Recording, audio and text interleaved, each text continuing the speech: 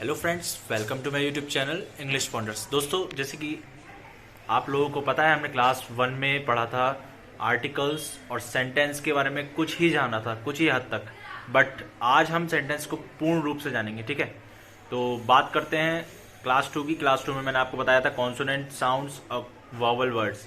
दोबारा मैं आपको दोहरा देता हूँ। कॉन्सोनेंट वर्ड्स जो यूज़ होते हैं वो आर्टिकल में ए और दा का प्रयोग भी बताते हैं, और कॉन्सोनेंट साउंड्स वो होती हैं जो वॉवल वर्ड्स को छोड़ करके होती हैं। ए ई आई ओ यू होते हैं हमारे वॉवल वर्ड्स। तो वॉवल वर्ड्स को छोड़कर जितने भी ए बी सी डी की अल्फ़ाबेट्स हैं वो सारे कॉन्सोनेंट वर्ड्स या कॉन्सोनेंट साउंड्स कहलाती हैं।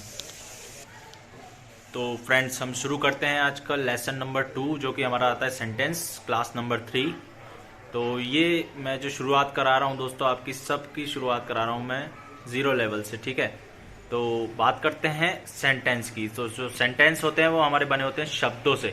जैसे कि मैंने आपको क्लास 1 में थोड़ा सा शॉर्ट मैटर में बताया था सेंटेंस के बारे में, बट यहाँ मैं आपको पूर्ण रूप से इसका थोड़ा विस्तार रूप में बताऊंगा सेंटेंस क्या होता है। ठीक है, सेंटेंस को हिंदी में वाक्य बोला जाता है, और वाक्य ऐसे होने चाहिए जिनका कुछ मतलब निकले। वाक्य ये नहीं कि आपने कुछ भी लगा दिया और वाक्य बना दिया, ऐसा कुछ नहीं होना चाहिए, क्योंकि वो वाक्य नहीं कहलाएगा। फिर वो तो आपकी फिर कुछ भी नहीं कहलाएगा, वो तो ऐसे ही होगा।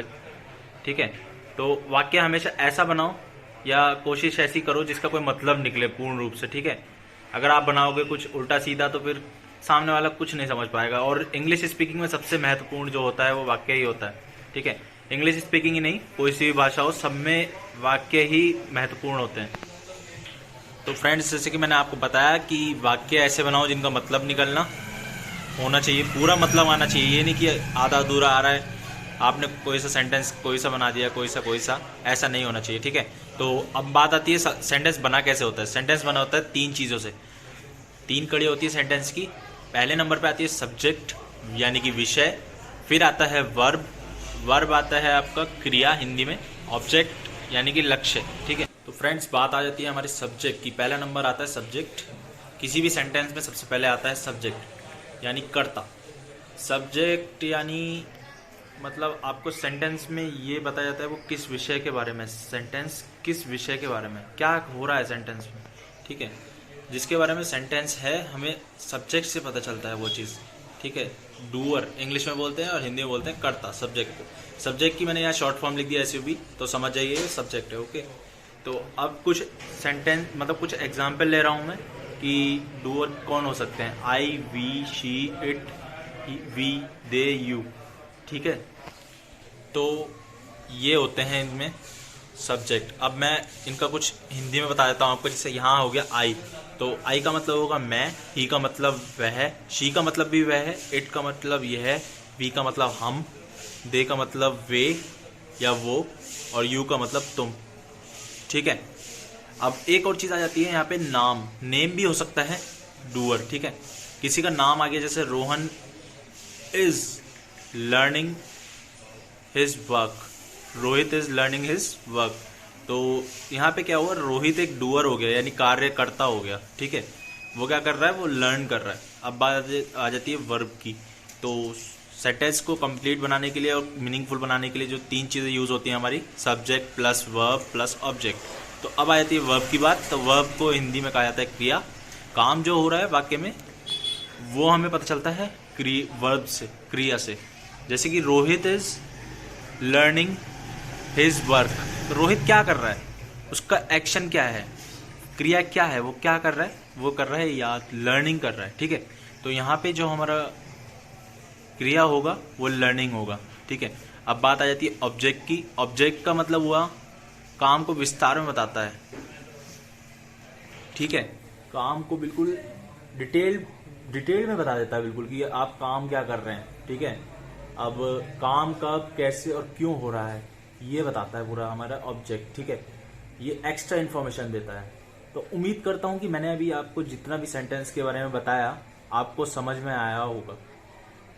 इसी उम्मीद के साथ आगे बढ़ते हैं। तो चलिए फ्रेंड्स, अब जानते हैं कुछ सब्जेक्ट्स और हेल्पिंग वर्ब्स के बारे में। और ये जो सब्जेक्ट्स हैं ऑलमोस्ट 80% ऑफ इंग्लिश स्पीकिंग में इस्तेमाल किए जाते हैं। ठीक है, तो आप अगर इनको समझ गए ढंग से, इनके साथ कौन कौन सी हेल्पिंग वर्ब्स यूज़ होती हैं, आप इस चीज़ को ढंग से समझ गए तो ऑलमोस्ट आपने 80% इंग्लिश स्पीकिंग सीख ली। तो यदि आपको वीडियो देखने के बाद भी समझ में नहीं आता है तो आप मेरे से पूछ सकते हैं। मेरा व्हाट्सएप ग्रुप भी है इंग्लिश लवर्स करके, आप उसके साथ ज्वाइन होकर के आप उसके बाद मुझे पर्सनल मैसेज भी कर सकते हैं और इंग्लिश लवर्स ग्रुप में भी। तो मैं पूरी कोशिश करूंगा अपनी तरफ से कि आपको फिर समझ में आ जाए। ठीक है, वैसे आशा करता हूं कि आपको इसी वीडियो के द्वारा समझ में आ जाए। तो चलिए समझते हैं। तो देखिए फ्रेंड्स, यहाँ पे आई है he, she, it, we, they, you. ये जो सब्जेक्ट्स हैं ना, ये सारे लगभग 6-7 सब्जेक्ट्स हैं। ये ऑलमोस्ट आपको हर किताब में या किसी भी सेंटेंस में आपको ऑलमोस्ट देखने को मिलते हैं यही सब्जेक्ट्स। ठीक है, तो अब बात करते हैं आई की। आई का मतलब होता है हिंदी में मैं। ही का मतलब होता है वह। ही किस लिए प्रयोग किया जाता है सेंटेंस में? यह दर्शाने के लिए कि जो व्यक्ति है वो पुरुष है। ठीक है, और इसी के साथ हिज भी यूज करते हैं हम किसको दर्शाने के लिए? उसका।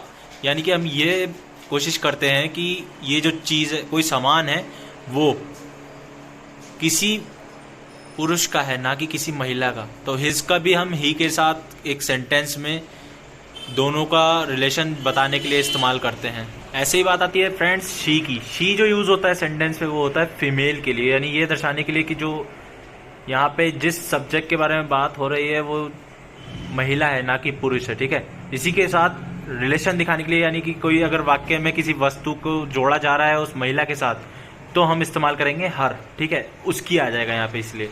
तो अब बात आती है इट की।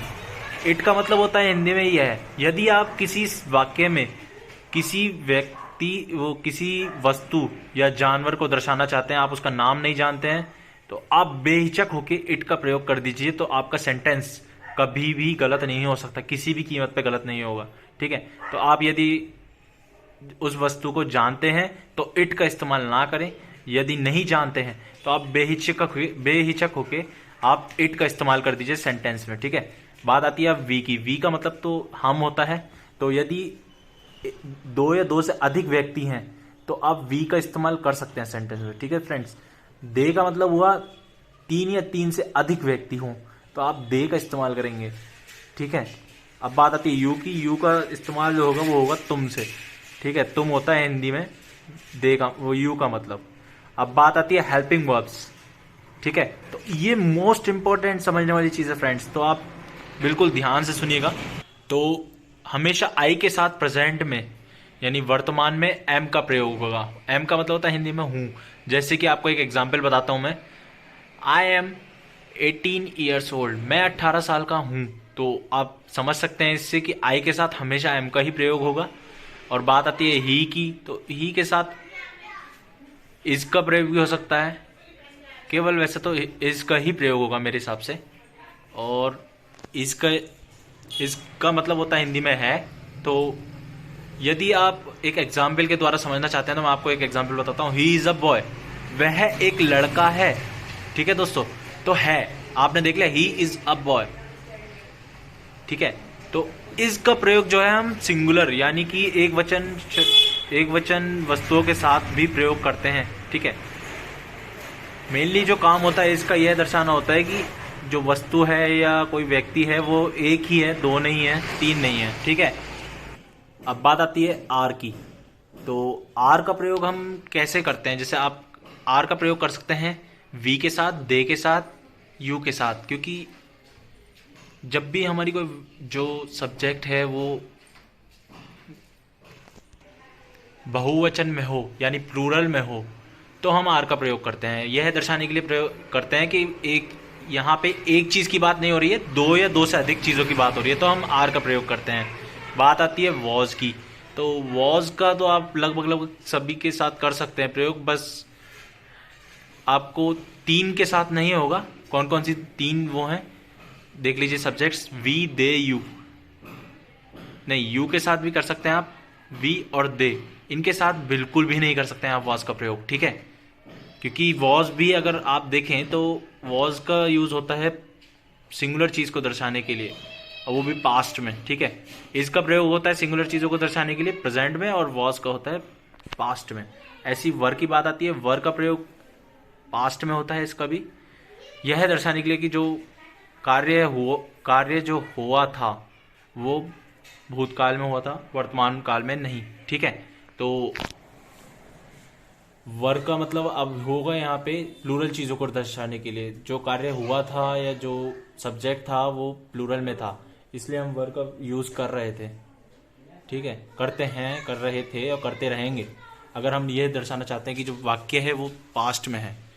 तो अब बात आती है डू की। डू यानी कि करना। ये तो आप किसी के साथ भी इस्तेमाल कर सकते हैं, इन सभी सब्जेक्ट्स के साथ। डज का प्रयोग आप कर सकते हैं सभी के साथ, बस आपको छोड़ना है इसमें से आई। आई के साथ आप डज का प्रयोग नहीं कर सकते हैं बिल्कुल भी। ठीक है, बात आती है अब डिड की। तो डिड, जैसे कि आप लोगों को दिख रहा है, डिड का मतलब हिंदी में होता है किया था, यानी कि जो आपने कार्य कर लिया था, अब आप उसको दर्शाना चाहते हैं तो आप डिड का प्रयोग करेंगे। ये किसी भी उसके साथ कर सकते हैं आप, सब्जेक्ट के साथ प्रयोग। अब हैड की बात आती है तो हैड का मतलब होता है हिंदी में पास था। जैसे I had an pencil, I had a pencil, sorry an मैंने बोला, sorry, I had a pencil, मेरे पास एक पेंसिल थी। ठीक है, तो हैड का जो प्रयोग होगा उसका मतलब होता है पास था। आपके पास कोई भी चीज़ थी, आप उसको बताना चाह रहे हैं वर्तमान में, तो आप हैड का प्रयोग करेंगे। ठीक है, हैड का प्रयोग भी आप सभी सब्जेक्ट्स के साथ कर सकते हैं। हैज़ का, और एक बात ध्यान रखिएगा, जो आप हैड का प्रयोग करेंगे वो भूतकाल में दिखाने के, यानी कि पास्ट में दिखाने के लिए करेंगे। अब बात आती है हैज़ की। हैज़ का मतलब होता है पास है, हैव का मतलब भी पास है। तो आप इन दोनों का प्रयोग जो करेंगे वो ये दर्शाने के लिए करेंगे कि जो आपके पास चीज़ है वो वर्तमान में है, ना कि भूतकाल या भविष्यकाल। ठीक है, तो आप ध्यान रखिएगा। हैज़ हैव का प्रयोग भी आप सभी के साथ कर सकते हैं, यू को छोड़ करके। हैज़ का प्रयोग आप यू को छोड़ करके किसी के साथ भी कर सकते हैं। ठीक है, अब बात आती है विल और शैल की। तो ध्यान से समझिएगा, दोनों का मतलब ये होगा होता है।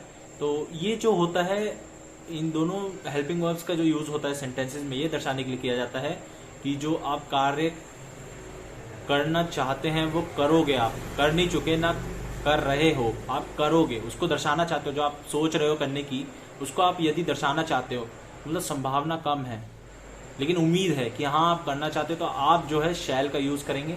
और आप बिल्कुल श्योर हो कि आप जो कार्य है वो करोगे ही करोगे, तो आप विल का प्रयोग करोगे। इन सभी के साथ आप कर सकते हो, कोई प्रॉब्लम नहीं होगी। ठीक है, तो फ्रेंड्स बस मैं अब यहीं पे एंड करता हूँ और उम्मीद करता हूँ कि आपको समझ में आया होगा। और नहीं समझ में आया हो तो आप मेरे से कमेंट सेक्शन में कमेंट करके पूछेगा। और मेरे द्वारा बनाए गए एक ग्रुप इंग्लिश लवर्स को ज़रूर ज्वाइन करिएगा। मैं लिंक आपको डिस्क्रिप्शन में दे दूंगा, आप वहाँ से जा कर के ज्वाइन कर सकते हैं। उसमें क्या होता है, उसमें हमारे जितने भी पार्टिसिपेंट्स हैं इंग्लिश में कन्वर्सेट करते हैं। तो उससे क्या होगा कि नए नए वर्ड्स आते रहते हैं, आप मेरे से भी उनसे उनका मतलब पूछ सकते हैं और ख़ुद भी गूगल करके समझ सकते हैं। तो उससे आपको काफ़ी हेल्प मिलेगी आगे बढ़ने की। सो धन्यवाद वीडियो यहाँ तक देखने के लिए। आशा करता हूँ आपको समझ में आया।